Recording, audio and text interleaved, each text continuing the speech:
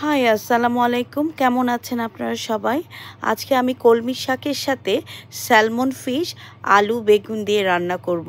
প্রথমে আলু বেগুন ছোট করে কেটে তারপর একটু ভেজে নিয়েছিলাম, আর স্যালমন ফিশটাকেও একটু ভেজে নিয়েছিলাম হলুদ আর একটু লবণ দিয়ে।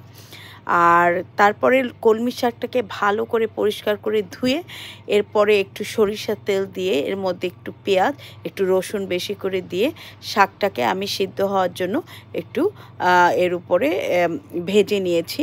যখন পানি ছেড়ে দিছে শাক থেকে এবং শাকটা একটু সফট হয়ে আসছিল, তখন আমি যে ভাজা বেগুন আলু ও স্যালমন মাছ করেছিলাম সেটা অ্যাড করে দিয়েছি।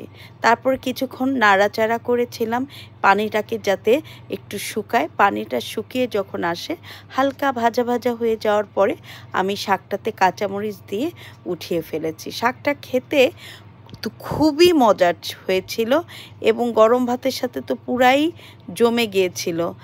আর শাকটা এভাবে ট্রাই করে দেখতে পারেন, আপনাদেরও খুবই ভালো লাগবে।